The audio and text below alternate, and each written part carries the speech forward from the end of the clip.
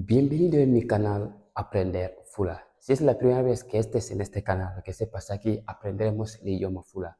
¿Qué es el Fula? El Fula es un idioma que se habla en África Occidental, en África Central.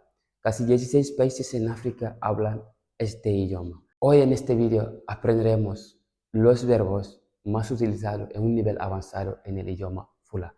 Así que si no has podido suscribir a este canal, te recomendaré que te suscribas, así que no perderás los próximos vídeos que haré a este canal.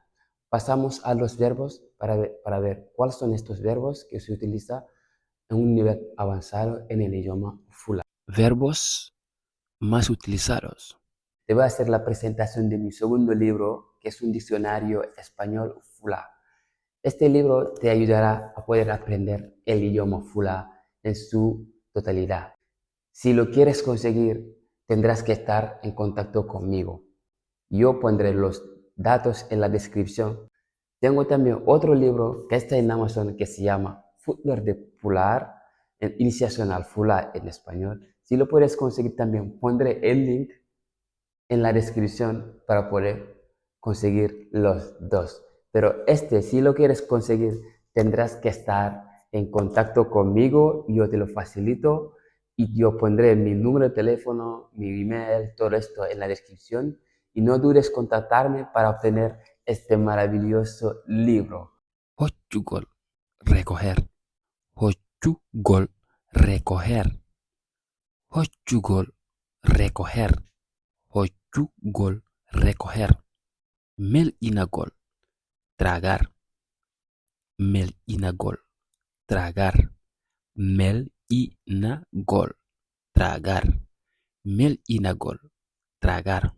Mikitagol, moquear. Mikitagol, moquear. Mikitagol, moquear. Mikitagol, moquear. Monagol, enojar. Monagol, enojar. Monagol, enojar. Monagol, enojar. Montugol, borrar. Montugol, borrar. Montugol, borrar. Montugol, borrar. Moitagol, prestar atención. Moitagol, prestar atención. Moitagol, prestar atención. Moitagol, prestar atención. Moitagol, prestar atención. Musugol, doler. Musugol, doler. Musugol, doler. Muinugol, amamantar. Muinugol, amamantar. Muinugol, amamantar. Muinugol, amamantar. Nemagol, comer. Nemagol, comer. Nemagol, comer. Nemagol, comer. Ñifugol, apagar. Ñifugol, apagar. Ñifugol, apagar. Ñougol, coser. Ñougol, coser. Ñougol, coser. Ñougol, coser. Ñougol, coser. Ñougol, coser. Pirugol, pelearse. Pirugol, pelearse. Pirugol, pelearse. Pirugol, pelearse. Raddugol, cazar. Raddugol, cazar. Raddugol, cazar. Raddugol, cazar. Remugol, cultivar.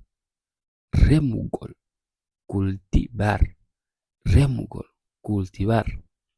Remugol, cultivar. Sabagol o bien fadagol, esperar. Sabagol o fadugol, esperar. Sabagol o fadugol, esperar. Sabagol o fadugol, esperar. Samugol, caer. Saamugol, caer. Saamugol, caer. Saamugol, caer. Seedugol, separar o dejar. Seedugol, separar o dejar. Seedugol, separar o dejar. Seedugol, separar o dejar. Feccugol, dividir. Feccugol, dividir. Feccugol, dividir. Feccugol, dividir. Feccugol, dividir. Selugol, girar. Selugol, girar. Selugol, girar. Selugol, girar. Seenagol, venir.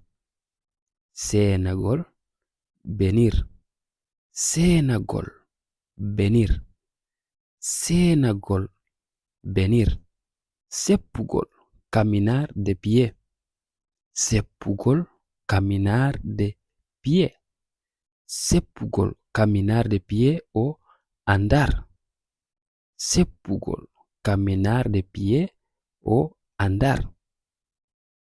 Taƴugol, cortar. Taƴugol, cortar.